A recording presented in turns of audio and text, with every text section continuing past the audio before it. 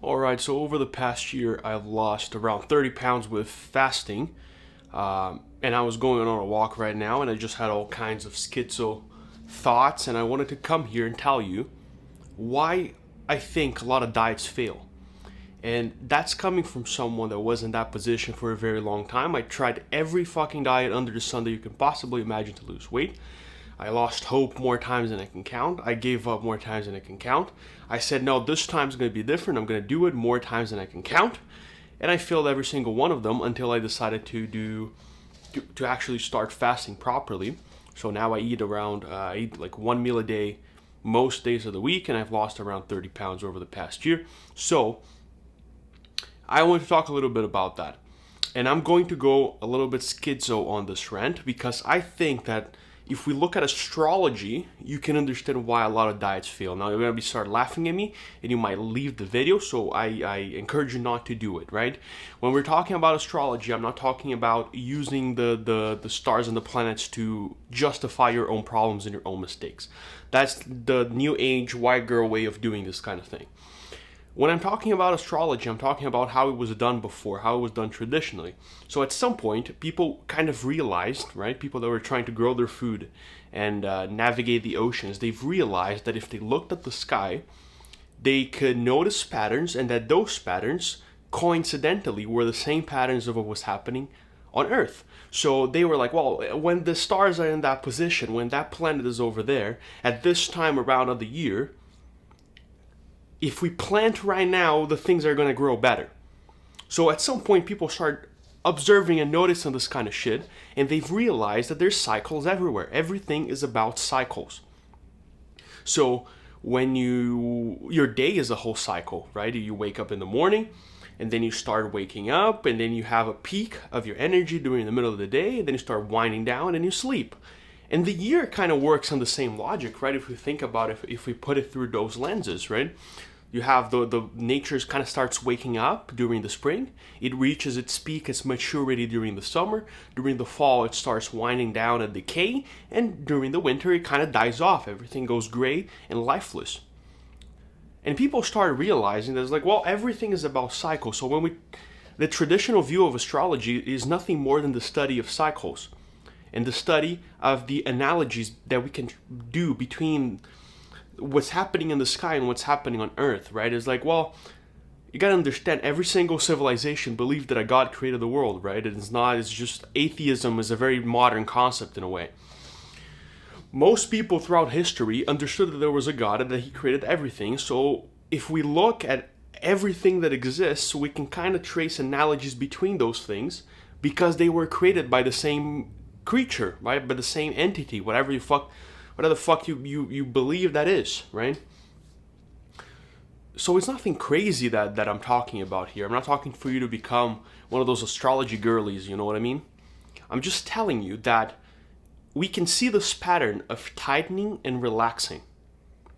And if we start looking closely, we're not going to be able to not see it everywhere. Everything that gives you pleasure goes through the same idea of tightening and relaxing, right? When you have sex, for example, you have a period of contraction, and then when you release it, you relax. And it's like, what gives you the pleasure is the shift between those two things. You have a really hard workout, you feel really good after when you rest. You eat, you run, and then you feel that runner's high. You have a hard day of labor, right? For my blue collar guys that are watching the video, you have a hard day of work under the sun, then you come home, have a cold beer, and go to bed. Eat a nice meal and go to bed. It's the tightening and relaxing. And if you only have one of those two things, your life starts kind of like fucking it up. And that's the problem that I believe with a lot of diets that it comes. This is that people want to tighten everything up without giving the space for the relaxing. And I'm not talking about cheat meals. I don't believe in cheat meals and cheat days. If you need to have a cheat day, it's because you're tightening stuff too much. Like when you dial in your diet, when you find a way of eating and the foods that actually work for your body and that make you feel good, energized, creative, with clarity, with purpose, with mental sharpness. When you actually find those things, you don't really need and you don't really feel a need to cheat on the diet. It's like getting married thinking of, oh, but why can I cheat on my spouse? It's like if you made the choice, right, you don't need to cheat. Actually, you shouldn't cheat on your spouse anyways, I guess. But it's like, I don't know. It's just what came to my mind when I was making the analogy, right? So a lot of people tighten too much and they don't have this balance. That's one of my problems, I guess, with retard maxing, right? Retard maxing is a very popular, I guess, in the self-improvement space online between guys is quite an interesting and popular phenomena, right? So my problem with it is that the idea of trusting your intuition over thinking about things is that the intuition needs a foundation to work, right? The guy that came up, Elisha Long, the guy that came up with the idea of retard maxing, if you go through his older videos, the guy is extremely well read. He read a lot of books, he did a lot of the thinking and a lot of the living experience, and that built up his interior world in a way, right? You start absorbing all those things, and it builds your imagination, it builds your inner world, your psyche, and then using that, he can make good intuitive decisions. But for you to make the good intuitive decisions, you need the lived experience, and you need the learning, and you need the observation, and you need the interiorizing of things. So that's also a little bit of where this whole talk about astrology comes from. They figure those things out not by reading someone else. They figure those things out by observing the world, and observing the world with patience. One of the reasons, for example, that a lot of people cannot get into art. I feel like a lot of people that are unable to lose weight, they're also unable to appreciate a lot of other things, like music, like classical music. For example, a lot of people find classical music to be boring. A lot of people find art galleries to be boring. A lot of people find books to be boring. And I think that has a lot to do with the fact that for you to appreciate those things, you have to take time with them, right? I go to the art gallery a lot. I live here in Toronto. I go to the Art Gallery of Ontario quite a lot. And sometimes people ask me, it's like, Gabriel, why do you do that? Do they change like the exhibitions a lot? Is there a lot of different like paintings that they put or things that you want to go look? And I was like, no, there's nothing really. It's exactly the same thing. They do their own exhibitions, different exhibitions and shit, but I always go there to see the exact same thing over and over and over. Why I do that? Because I believe that the more you take time with those things, the more you start to actually understand and appreciate them in a deeper way. So when it comes to losing weight, people first, they give up too early, right? They abandon things too early. Look at the 12 zodiac signs. Look at the hero's journey. It's exactly the same thing.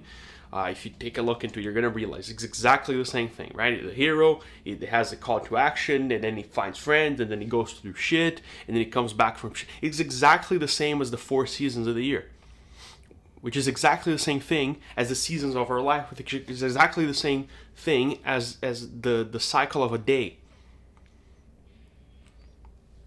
So it's like when you start observing those things, it's like people quit during the spring. People quit during the summer. It's like not even the summer, during the spring. Like you just started this thing, right? I told you guys. I told you at the beginning of the video. Over the past year or so, I've lost around 30 pounds. Most of this weight loss came at the last 6 months. Most of this weight that I lost came only very, very recently. And for a very long time, I was just getting constantly fucking frustrated because I couldn't the weight wasn't coming down. I was like, shit, I'm eating once a day. And somehow, this shit is still not working, right? Maybe I'm just fucking cursed. Maybe I just have a problem. Maybe I'm not meant to be lean. Maybe I'm not meant to lose the fucking weight.